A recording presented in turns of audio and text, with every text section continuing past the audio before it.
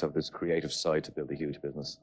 Well, the problem, unfortunately, Aidan, is that there is a perception that to be an entrepreneur, you've got to have creative abilities, that they have some special creative abilities.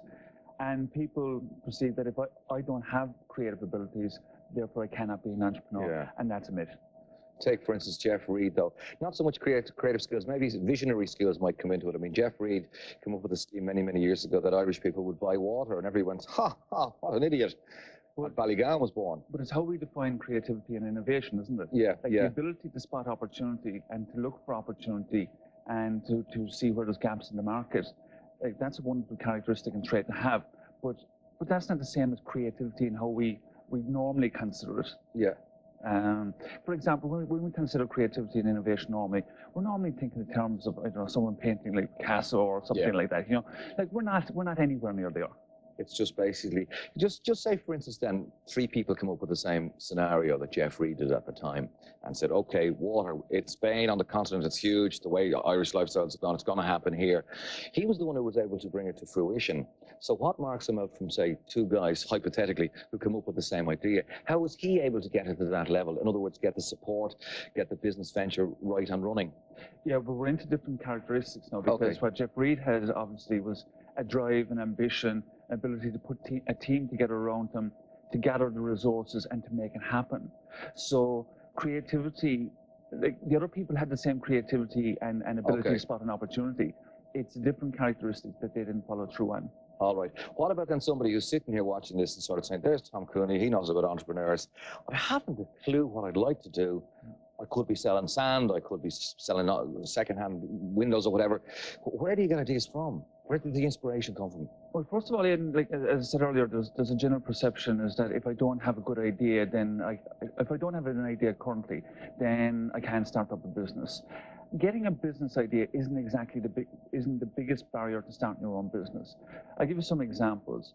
You're in work, people going to work this morning, they're probably in their workplace, and many of them will be saying, I could do this better, faster, cheaper, you know, I could give better customer service. You know, how many times have we been in work and complained about the way things are done around here? You know, maybe you can do it better. You can look at your competitors, see what they're doing. One of the ways increasingly where ideas have come from is from travel abroad. People are, you know, going on holidays or going away on business, and in other countries they're seeing ideas and say, you know, we could do with that in Ireland.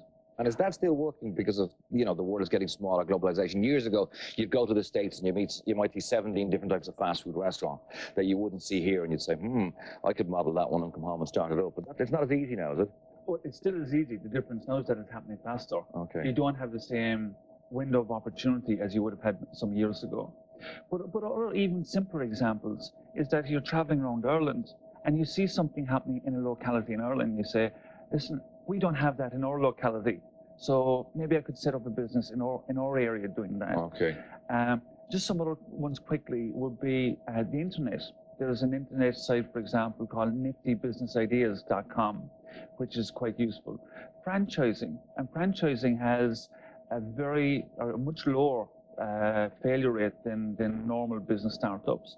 There's an internet site called franchisedirect.ie. People can go to that. And also other ideas would be through licensing, patents, or import substitution.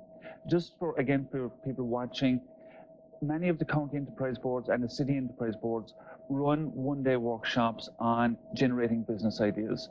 So not having a business idea is not a barrier to starting a business as people perceive it to be. Okay, we're out of time, but will you come back to us in the not too distant future and talk about franchising? Because it's a huge area, and I mean, all you got to do is walk down the high street, you can see franchisees working their businesses. Some are very successful, some are not so successful, and maybe steer us through the path of becoming a franchise holder, how you start, where you go to, how to make it successful. Certainly, it's a wonderful opportunity. As I said, the success rates are much higher, and it would be a wonderful opportunity to talk viewers through the different options that are available to them. All right, Tom Cooney, thank you very much there. Tom, by the way, is Vice President of the European Council for Small Businesses as well.